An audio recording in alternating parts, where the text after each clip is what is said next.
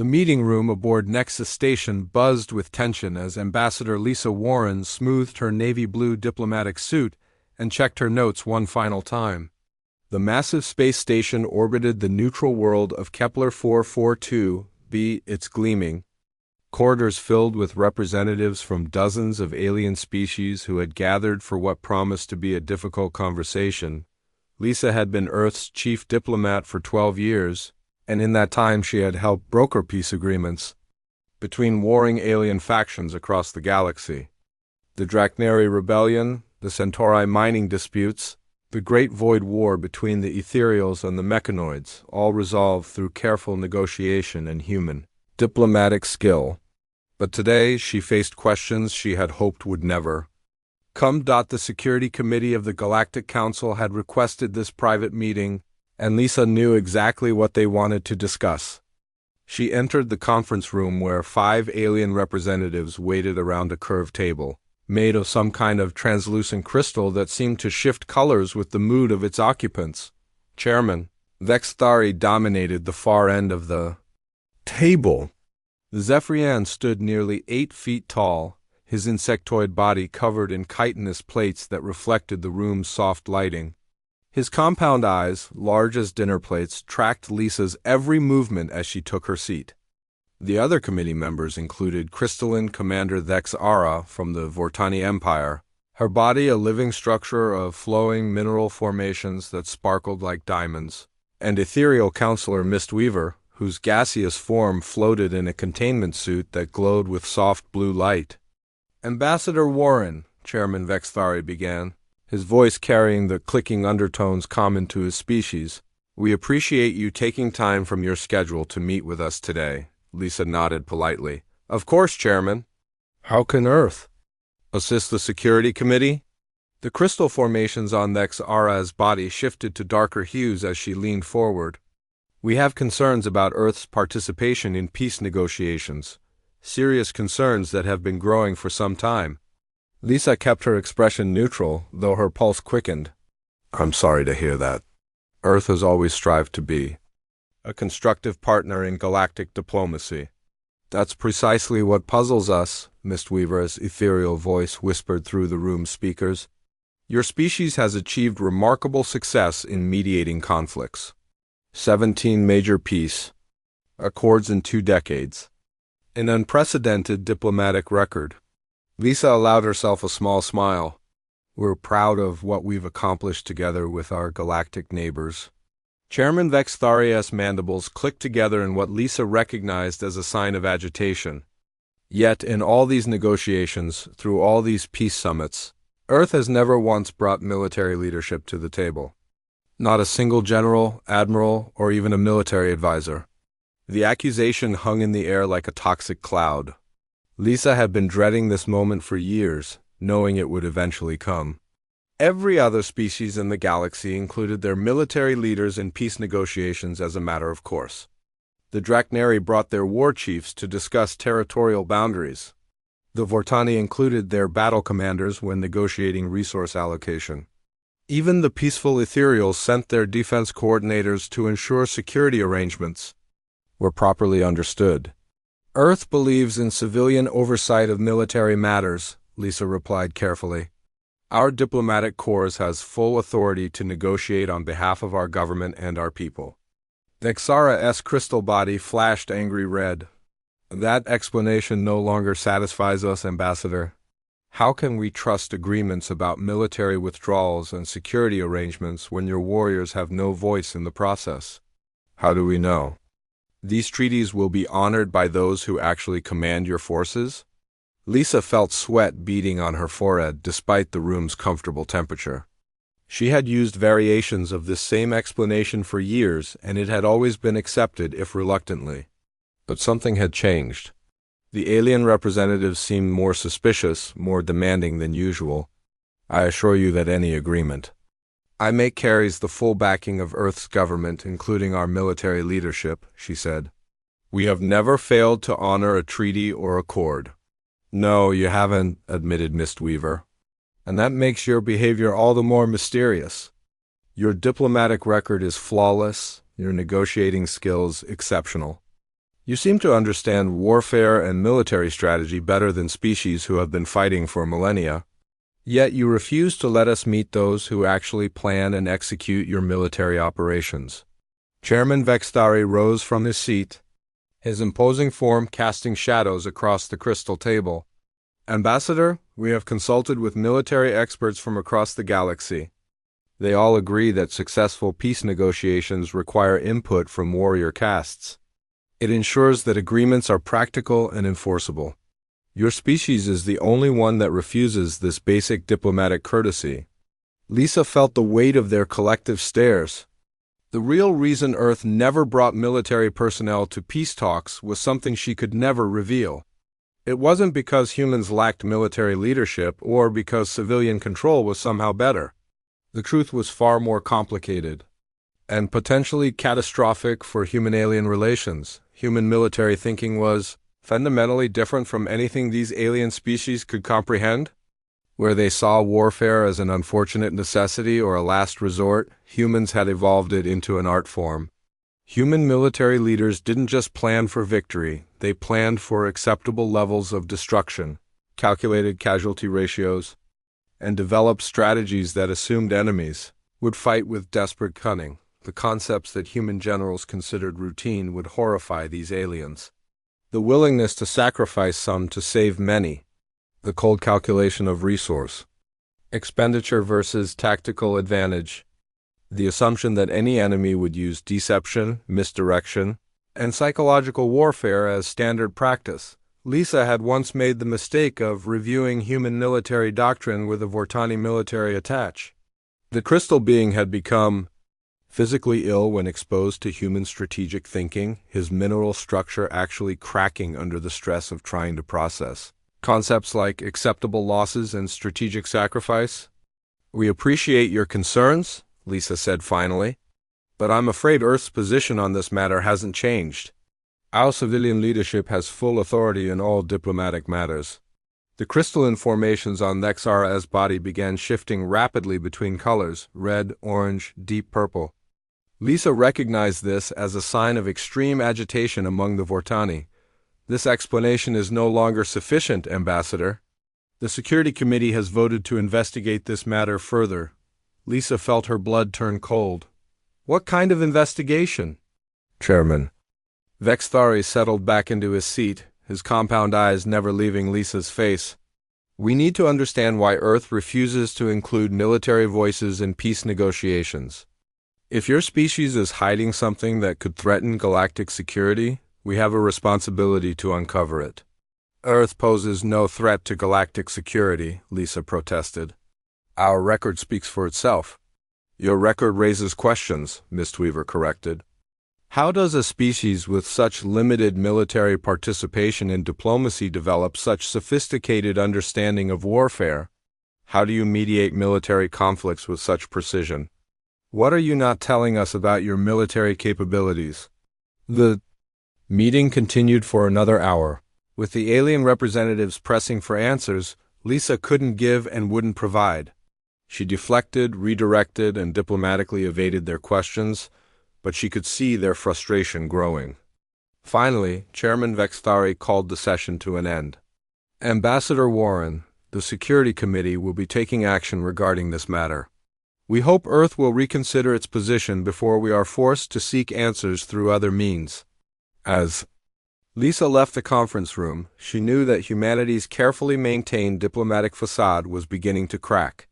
The secret that Earth had guarded so carefully was about to be threatened, and she wasn't sure the galaxy was ready for the truth about human nature. Commander Rowolfen floated silently through the walls of the Pentagon, his crystalline body phased in tangible form. The Vortani intelligence operative had spent weeks preparing for this mission, studying Earth security systems and learning about human architecture. 3 other agents accompanied him, Zixara from the Ethereal Collective, Thrumdock from the Mechanoid Union, and Veltara from the Drachnary Empire. The Galactic Council Security Committee had authorized this covert operation after Ambassador Warren's unsatisfactory responses. They needed to understand why humans refused to include military leadership in peace negotiations.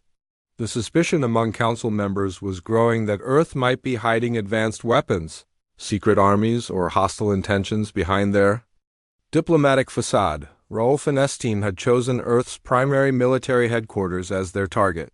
If humans were concealing military secrets, this building would contain the evidence.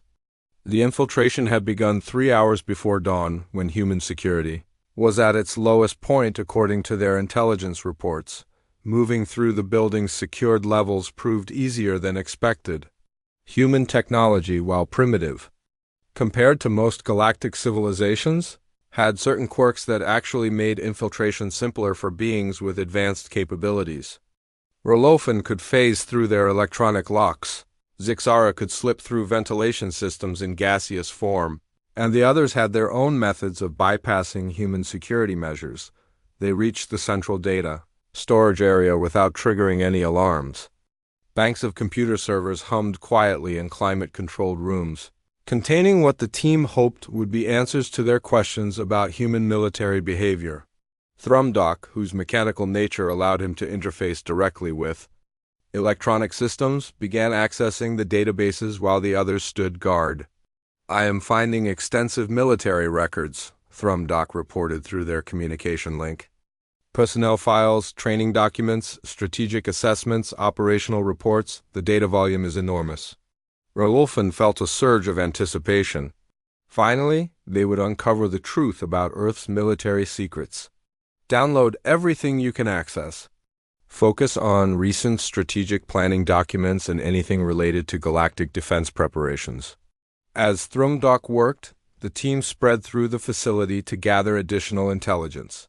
Veltara, whose Drachnary senses could detect recent biological activity, followed traces that led to a briefing room where humans had recently conducted meetings. Zixara drifted through executive offices, searching for classified documents or communication records. Rolfan discovered a training facility where he found video recordings of human military exercises. He activated the playback systems, expecting to see evidence of secret weapons or advanced combat techniques. Instead, he watched human soldiers practicing what their files labeled as urban warfare training. The footage showed humans moving through mock city environments, but something about their actions disturbed Rolfan deeply. The soldiers were practicing combat in areas filled with civilian targets. They discussed concepts like collateral damage and acceptable civilian casualties, with casual efficiency that made Rolfan's crystal structure vibrate with unease. In another recording, he observed human military planners discussing something called scorched earth tactics, deliberately destroying resources to prevent enemy access. The humans spoke about burning crops, demolishing infrastructure, and creating refugee populations as strategic tools. To Rolofan, whose species had never engaged in such comprehensive destruction, these concepts seemed incomprehensibly brutal. Meanwhile, Thrumdock was processing the downloaded data files and experiencing similar confusion. The human military documents contained strategic frameworks that made no sense to his logical programming. Humans wrote detailed plans for fighting multiple enemies simultaneously. They had doctrines for something called total war that involved mobilizing entire populations for combat. Most disturbing were the historical records. Human military files contained detailed analyses of their own species, past conflicts, wars where millions of their own kind had died. The humans had fought each other with such intensity and creativity that their weapons had evolved from simple tools to devices capable of destroying entire cities. "This data is corrupted," Thrumdock reported. "The strategic assessments contain logical impossibilities. According to these files, humans have weapons capable of eliminating all life on their planet, yet they continue to build more. The risk-benefit calculations make no computational sense." Zixara, who had been examining communication records, drifted back to the team with equally troubling discoveries.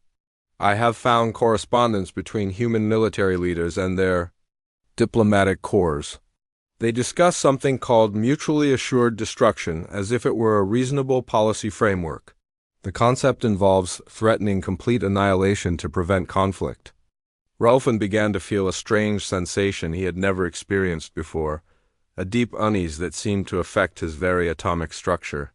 The evidence they were gathering didn't reveal secret weapons or hidden armies. Instead, it revealed something far more disturbing: human military thinking itself. Valtara returned from her reconnaissance with recordings of a recent military briefing. The team gathered to review the footage, hoping it would clarify their confusing discoveries. They watched as General Pete Collins, a middle-aged human with graying hair and tired eyes, addressed a room full of officers. "Remember," General Collins was saying, in asymmetric warfare, the enemy will use civilian populations as both shields and weapons. We must be prepared to make difficult decisions under extreme pressure. The goal is always to minimize casualties while achieving strategic objectives, but we cannot allow emotional responses to compromise mission effectiveness. The general went on to discuss scenarios that made the alien observers increasingly uncomfortable. He spoke about urban combat where enemy forces might use schools and hospitals as fortifications. He explained how human forces would respond to chemical weapons attacks, biological warfare, and psychological operations designed to break military morale. Every engagement must be planned with the assumption that our opponents will use every available resource and ignore traditional combat conventions, Collins continued. We prepare for enemies who fight without honor, who target non-combatants, and who view cruelty as a tactical advantage. The alien team watched in growing horror as the human general calmly discussed countermeasures for torture, techniques for resisting psychological manipulation, and protocols for functioning when cut off from supply lines and communications.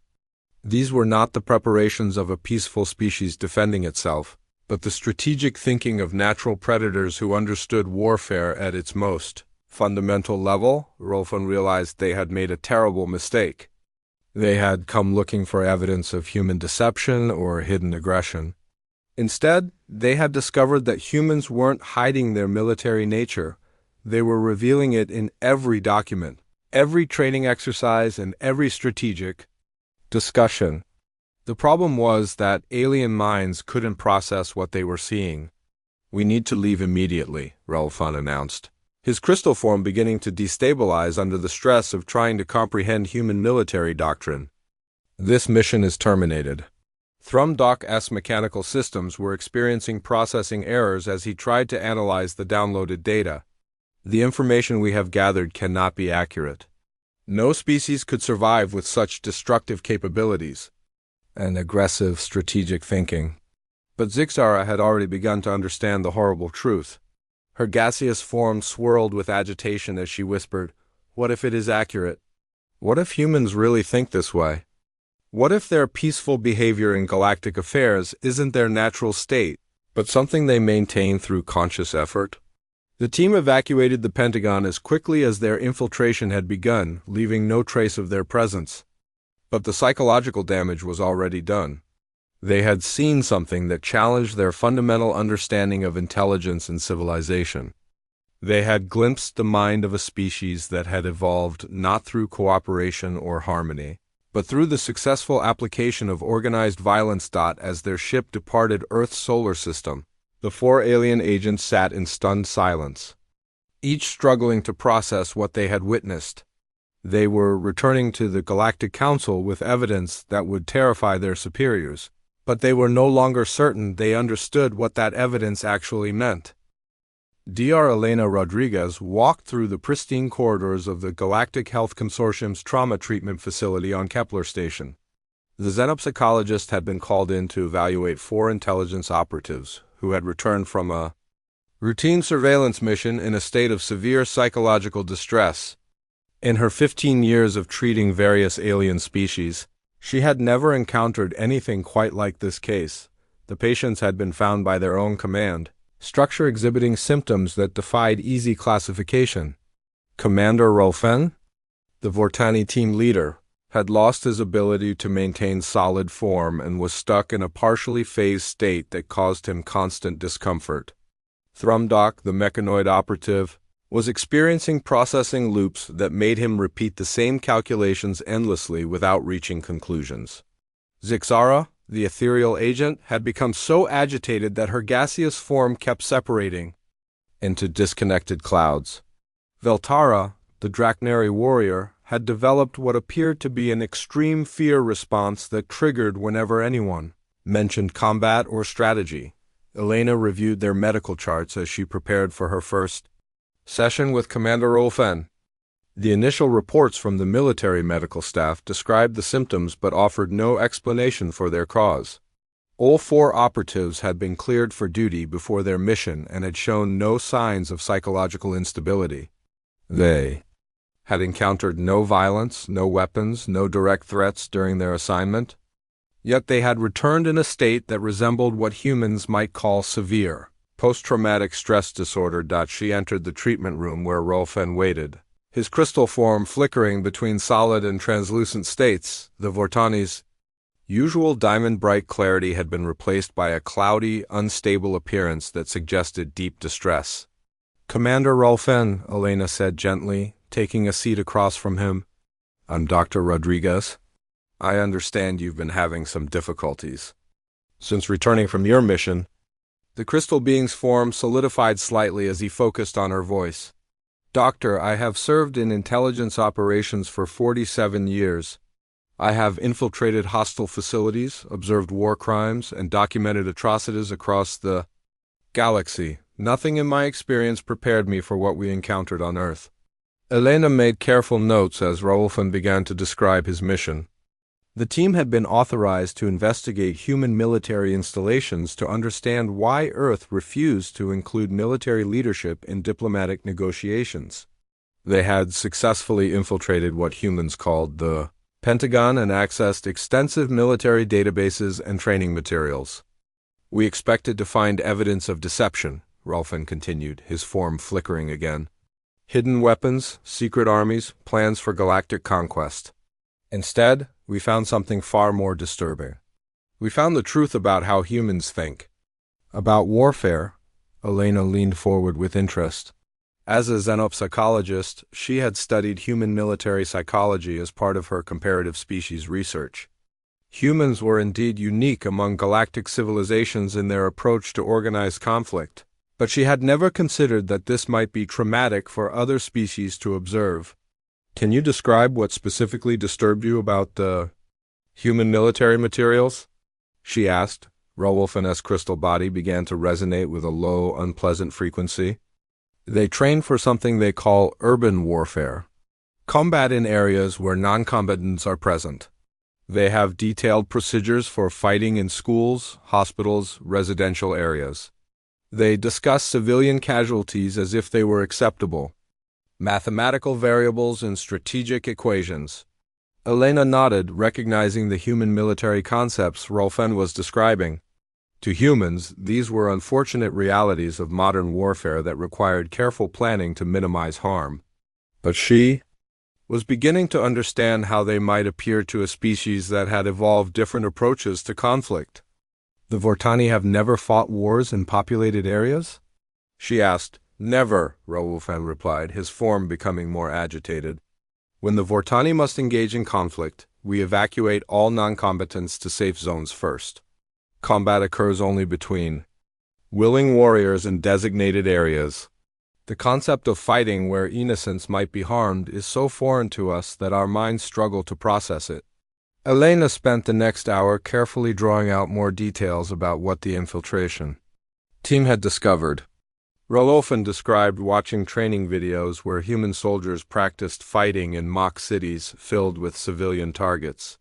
He had accessed strategic documents that discussed acceptable loss ratios and collateral damage assessments. Most disturbing to him were the historical records showing that humans had fought massive wars against their own species, with casualties numbering in the millions. "They have weapons capable of destroying their entire planet," Rolfen whispered. "Not just 1 or 2 experimental devices, but thousands of them. They call it deterrence, but how can threatening complete annihilation be a reasonable diplomatic strategy?" Elena realized she was witnessing something unprecedented in galactic psychology. The Vortani intelligence officer wasn't suffering from trauma caused by violence or threat. He was experiencing cognitive breakdown from trying to understand a fundamentally incompatible worldview. Her sessions with the other team members revealed similar patterns.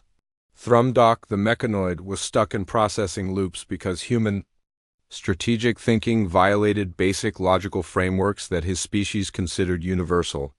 The concepts of deliberate deception, strategic sacrifice, and asymmetric warfare created paradoxes that his mechanical mind couldn't resolve.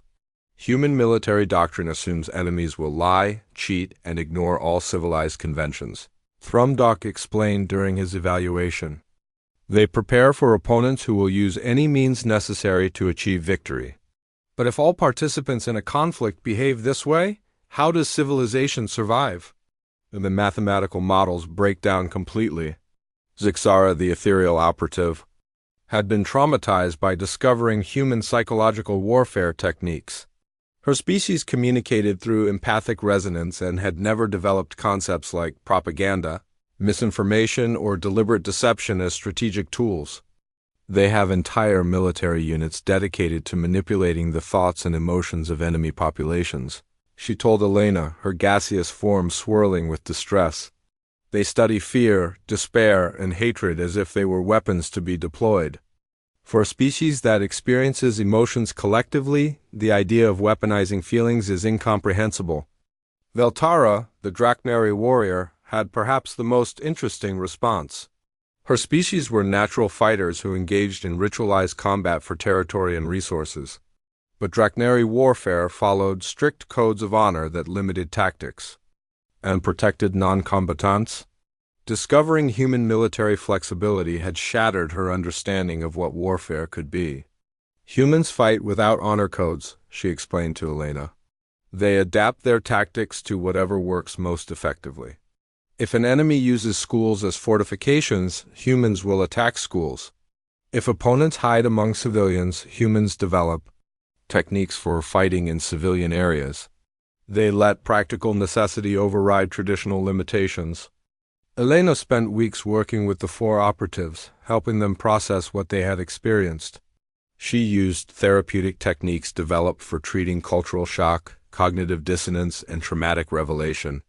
Gradually, she was able to help them understand that humans weren't evil or malicious, just fundamentally different in their evolutionary approach to conflict. The breakthrough came when she explained human evolution to them. Unlike most galactic species that had achieved intelligence through cooperation, hive thinking, or symbiotic relationships, humans had evolved as persistence hunters who used teamwork to overcome much larger and more dangerous prey. Their intelligence had developed alongside their ability to organize violence effectively. Humans aren't naturally peaceful, Elena explained to her patients. They have to consciously choose peace through cultural development and individual discipline. Their diplomatic success comes from understanding warfare so completely that they can see paths to peace that purely peaceful species cannot envision. As her patients began to recover, Elena realized she needed to file a report that would have significant implications for human-alien relations. The infiltration team hadn't discovered evidence of human deception or hidden aggression. They had discovered something far more complex and potentially controversial. That humanity's success as galactic peacekeepers came from their deep understanding of violence itself. Her recommendation would be to terminate the investigation immediately. But Elena knew that word was already spreading through intelligence networks. The galaxy was about to learn something about human nature that would change everything. The emergency session alarm echoed through the halls of Nexus Station as representatives from 47 galactic civilizations rushed toward the main assembly chamber. Word of the infiltration team's discoveries had spread through intelligence networks faster than anyone had expected, and what had started as a routine security inquiry was now threatening to tear apart decades of carefully built diplomatic relationships. Ambassador Lisa Warren stood in the human delegation's preparation room, reviewing the crisis reports that had been flooding in for the past 6 hours. The leaked information about human military doctrine was spreading like wildfire through alien communication systems, and the reactions were uniformly negative. The Ethereal Collective had already recalled their ambassadors from Earth. 3. Minor civilizations had formally requested suspension of all trade agreements with human colonies. The Mechanoid Union was demanding immediate inspection of all human military installations. Lisa's secure communicator chimed with an encrypted message from Earth. Admiral Kate Morrison would be arriving at Nexus Station within 12 hours, bringing with her a full briefing on human military capabilities and strategic doctrine. Lisa felt her stomach tighten as she read the message. For 23 years, Earth's diplomatic strategy had been built on keeping military leadership away from galactic politics. Now that carefully maintained separation was about to end. The main assembly chamber buzzed with agitated conversations. As Lisa entered, she could see the fear and suspicion in the body language of species representatives who had worked alongside humans for decades. The insectoid Zephyrians clustered together in defensive formations. The crystalline Vortani flickered between colors that indicated extreme distress. Even the normally calm ethereals were swirling their gaseous forms in patterns that suggested barely controlled panic. Chairman Vexthari called the session to order, his compound eyes scanning the assembly with obvious tension. Fellow representatives, we have gathered in emergency session to address revelations about human military doctrine that pose potential threats to galactic security and stability. Lisa rose from her seat, requesting permission to address the chamber. Chairman Vexthari, I believe there may be misunderstandings about the information that has been circulated. Earth remains committed to peaceful cooperation with all galactic civilizations. A chorus of angry voices erupted from the assembly. Representative Kexelin of the Draknari Empire stood, her scales rippling with agitation. Misunderstandings? We have seen documentation of human weapons capable of sterilizing entire planets.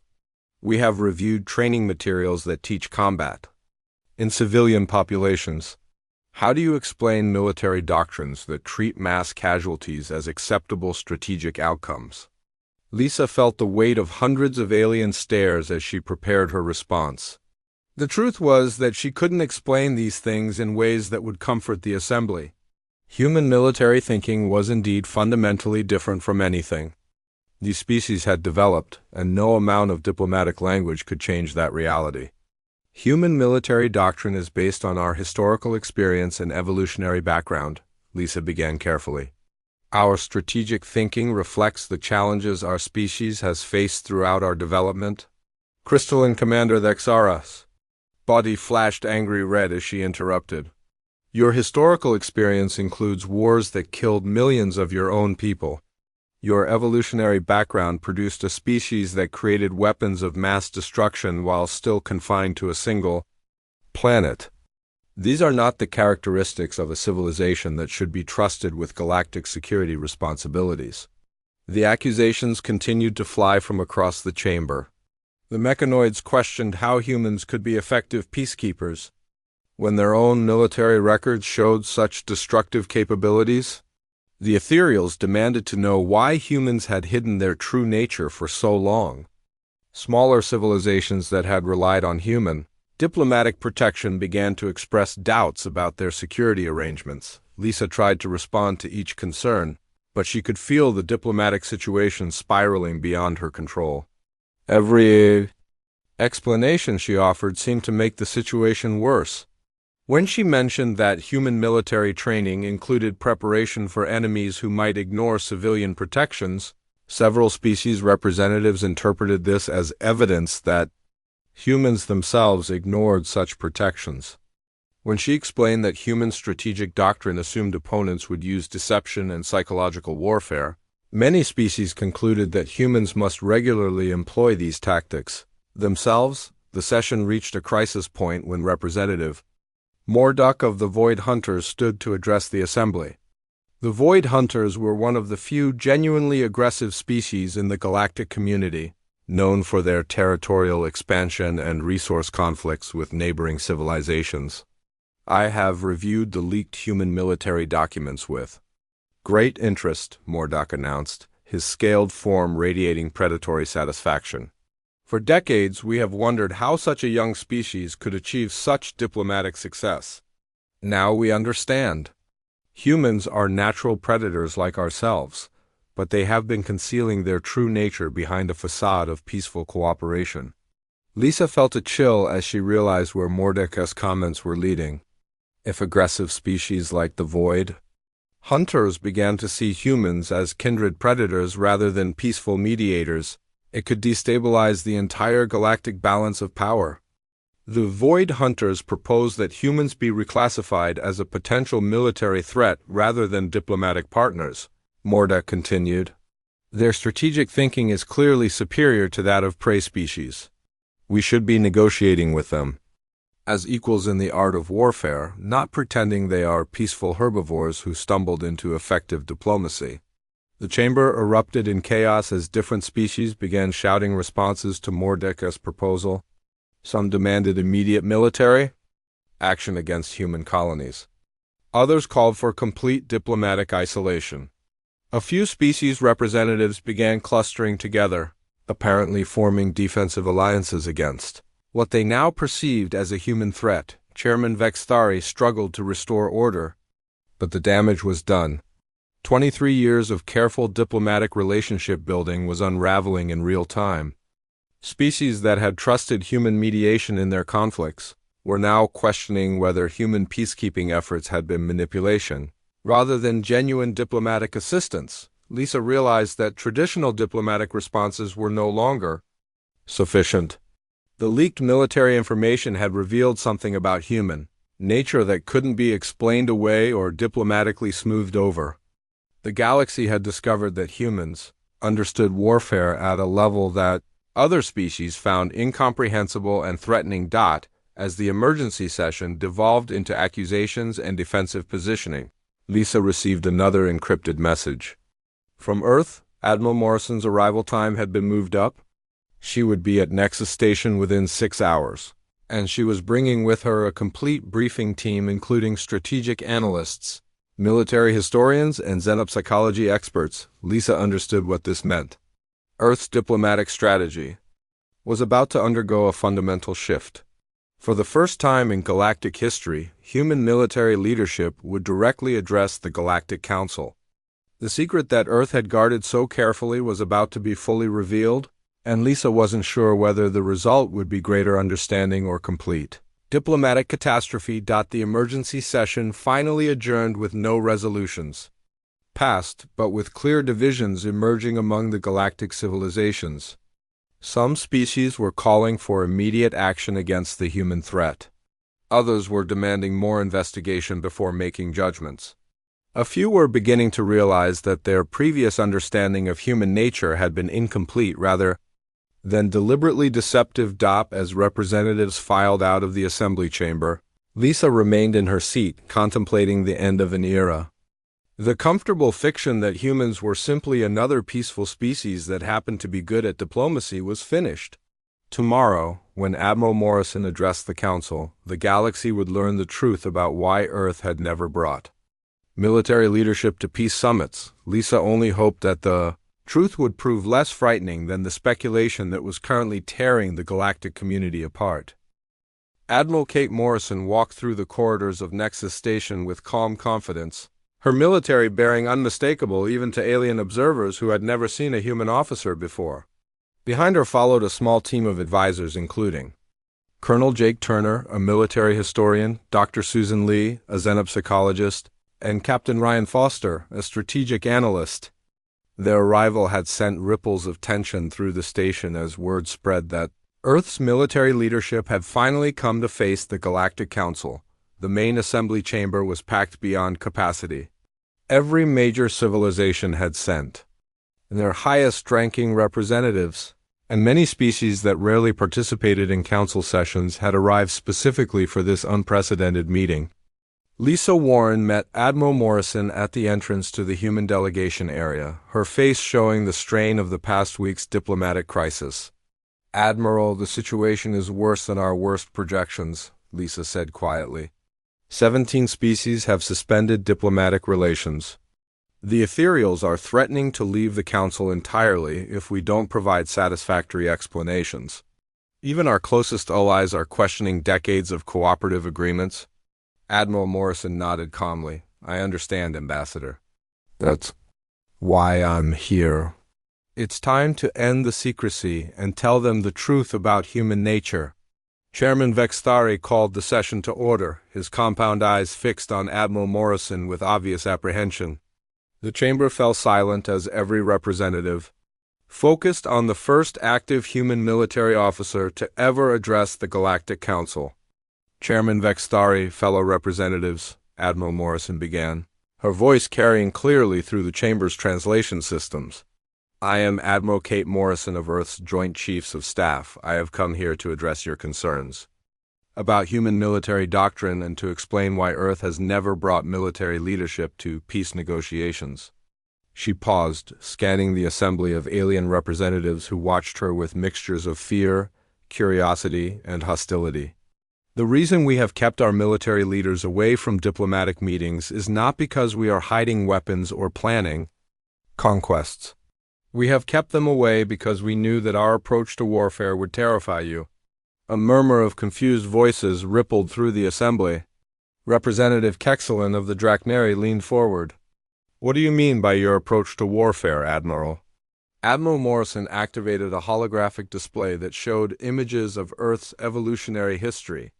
To understand human military thinking, you must understand how our species developed. We are apex predators who achieved intelligence without losing our predatory instincts. Every other species in this galaxy evolved through cooperation, symbiosis, or hive mentality. Humans built civilization on controlled competition and strategic thinking that includes warfare as natural survival behavior. The hologram showed early human hunters working together to bring down massive prey animals, then shifted to show the development of human settlements and the conflicts that arose over resources. We learned to organize violence efficiently because our survival depended on it. We developed strategic thinking because our environment contained numerous threats that required careful planning to overcome. Crystalline Commander Thex RS. Body flickered between colors as she spoke. But Admiral, the documents we discovered show that humans fought wars against their own species. How can you call this natural behavior? Because it is natural for humans, Admiral Morrison replied matter-of-factly. When resources became scarce or territories overlapped, human groups competed for survival. We learned to fight with our own kind because we had no choice. The survivors were those who became most effective at organized combat. She changed the holographic display to show human technological development through warfare. Our greatest innovations came from military necessity. We developed medicine to treat combat injuries. We created advanced communications to coordinate military operations. We built faster transportation to move troops and supplies. War pushed U.S. to become better at everything we did. The chamber erupted in disturbed voices as representatives tried to process this information. The ethereals were swirling in agitated patterns, while the mechanoid's logical circuits seemed to be overloading from trying to understand the concept of beneficial conflict. Admiral Morrison, Chairman Vexthari said, his mandibles clicking. With distress, are you saying that humans became advanced through warfare rather than despite it? Yes, Chairman. And that's exactly why we're so effective at preventing it.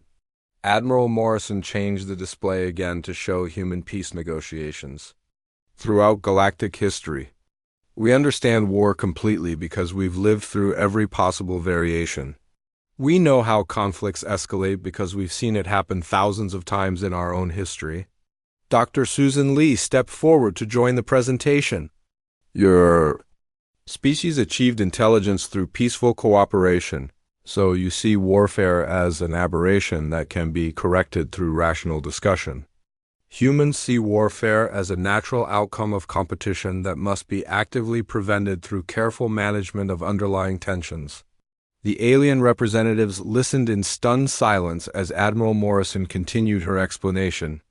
When humans mediate your conflicts, we're not using superior diplomacy or advanced peaceful wisdom. We're using our deep understanding of how violence develops and spreads. We can predict how your disputes will escalate because we've experienced every form of escalation ourselves. Captain Foster activated another display showing successful human peace negotiations.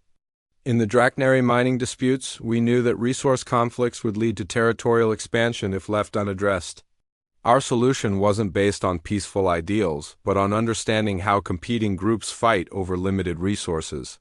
In the Ethereal Mechanoid War, we recognized that the conflict was really about incompatible communication methods creating mutual fear.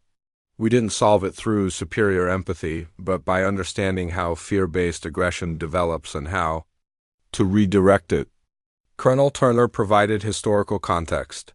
Every successful peace treaty humans have negotiated was based on military strategic analysis. We identify the true sources of conflict, predict how they will develop, and create solutions that address the underlying competitive dynamics. Representative Morduk of the Void Hunters stood, his predatory form radiating satisfaction. So humans are indeed natural warriors like my people. You have been concealing your true nature behind diplomatic pretense. Admiral Morrison turned to face him directly. No, Representative Morduk, we are not like the Void Hunters. You fight because you enjoy conquest and domination. Humans fight when we must, but we prefer peace because war is costly and destructive. We understand violence completely, which is exactly why we work so hard to prevent it. She addressed the entire assembly again. The shocking reason Earth never brings military leadership to peace summits is not malicious deception. It's compassionate recognition that human strategic thinking would disturb species who evolve differently. We knew that explaining our approach to conflict would terrify civilizations built on cooperation and mutual aid. The silence in the chamber was profound as hundreds of alien representatives processed this revelation. Finally, Chairman Vextari spoke. Admiral, are you saying that humans are effective peacekeepers because you understand war, not despite understanding it? Exactly, Chairman. We prevent conflicts by recognizing their patterns before they fully develop. We create lasting peace by addressing the competitive pressures that cause warfare in the first place. We succeed as mediators because we think like the warriors you don't want us to be. Admiral Morrison concluded her presentation by addressing the fundamental choice facing the Galactic Council. You can expel humanity for being different, or you can accept that sometimes the best guardians of peace are those who understand the true nature of war. The choice is yours, but understand that our effectiveness as peacekeepers comes from the very qualities that make us seem dangerous. As the session adjourned, the galaxy faced a decision that would reshape interstellar relations forever. They had learned the truth about human nature, and now they had to decide whether that truth was something to fear or embrace. The future of galactic peace might depend on accepting that their most effective peacekeepers were also their most capable warriors.